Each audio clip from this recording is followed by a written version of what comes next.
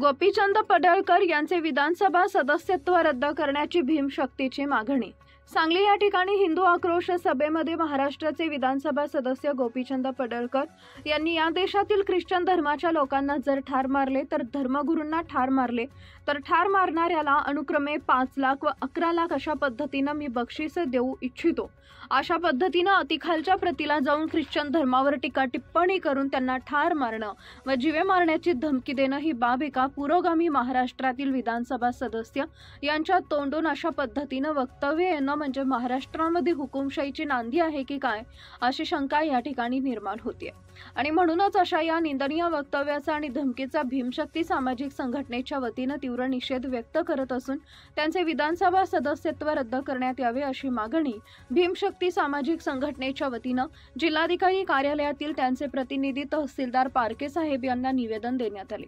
या निवेदनामध्ये भीमशक्ती सामाजिक संघटनेच्या वतीने गोपीचंद पडळकर यांना इशारा देण्यात आलेला आहे की जर ख्रिश्चन समाजाच्या एकाही माणसाला किंवा धर्मगुरूला साधू खर्चटलं तरी भीमशक्ती सामाजिक संघटनेच्या वतीने त्यांचा बदला तशाच पद्धतीने घेण्यात येईल। अशा पद्धतीने निवेदनाच्या माध्यमातून महाराष्ट्र शासनाला इशारा देण्यात आला आहे। त्यामुळे महाराष्ट्राचे मुख्यमंत्री देवेंद्र फडणवीस यांनी या वक्तव्याची ताबडतोब चौकशी करून त्यांचं सदस्यत्व रद्द करण्यात यावं, अन्यथा भीमशक्ती सामाजिक संघटनेच्या वतीने गोपीचंद पडळकर यांना महाराष्ट्रामध्ये कुठेही गेलं तरी त्या ठिकाणी निदर्शन केल्याशिवाय राहणार नाही असा इशारा निवेदनाच्या माध्यमातून केलेला आहे।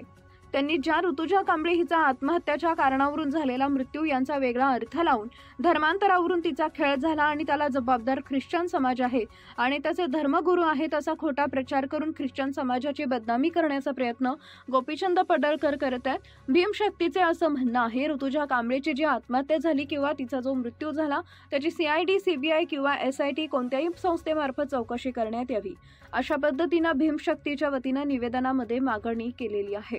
यावेळी भीमशक्ती सामाजिक संघटनेचे प्रदेश सरचिटणीस सुबोध वाघमाडे, पश्चिम महाराष्ट्र सरचिटणीस राजाभाऊ कदम, जिल्हा महिला अध्यक्ष तुपलोंढे,